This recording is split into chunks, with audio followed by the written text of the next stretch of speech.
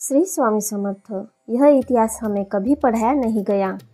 विक्रम संवत की स्थापना करने वाले सम्राट विक्रमादित्य।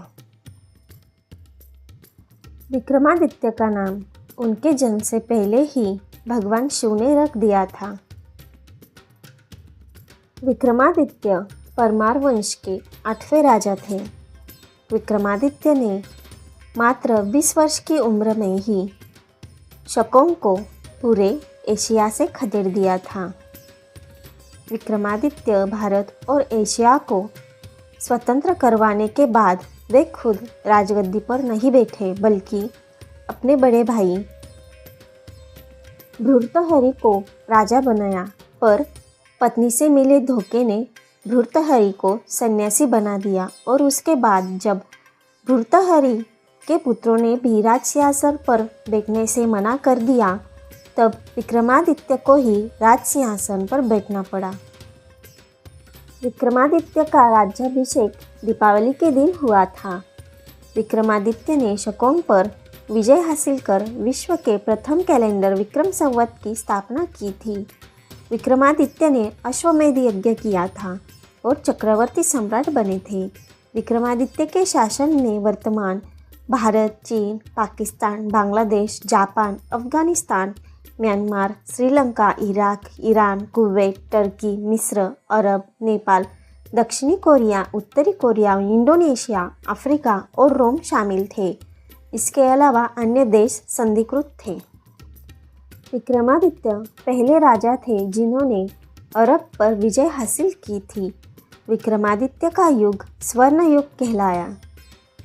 विक्रमादित्य के समय इस पूरी पृथ्वी पर एक भी ऐसा व्यक्ति नहीं था जिसके ऊपर 1 रुपये का भी कर्जा हो। विक्रमादित्य एकलौते ऐसे राजा थे जिन्होंने अपनी प्रजा का कर्ज खुद उतारा था। विक्रमादित्य जैसा न्याय कोई दूसरा नहीं कर पाता था। उनके दरबार से कोई निराश होकर नहीं जाता था। सम्राट विक्रमादित्य ईसा मसीह के समकालीन थे। विक्रमादित्य ने ईसा मसीह के जन्म के समय अपने दरबार से 2 ज्योतिषी ईसा मसीह का भाग्य जानने के लिए भेजे थे। विक्रमादित्य ने रोम के राजा जूलियस सीजर को युद्ध में हराकर बंदी बनाकर उज्जैन की गलियों में घुमाया था। विक्रमादित्य के न्याय से प्रभावित होकर देवराज इंद्र ने उन्हें 32 पुतलियों वाला सिंहासन भेंट में दिया था, जो 1100 वर्ष बाद इन्हीं के वंशज राजा भोज को मिला था। विक्रमादित्य के आगे सिकंदर तो बौना ही था। विक्रमादित्य ने उज्जैन में महाकाल, अयोध्या में राम जन्मभूमि और मथुरा में कृष्ण जन्मभूमि का निर्माण कराया था। विक्रमादित्य तब तक भोजन नहीं करते थे जब तक उनकी प्रजा भोजन न कर ले। विक्रमादित्य ने ही नवरत्नों की शुरुआत की थी। कालिदास और वराहमिहिर विक्रमादित्य के ही दरबारी थे।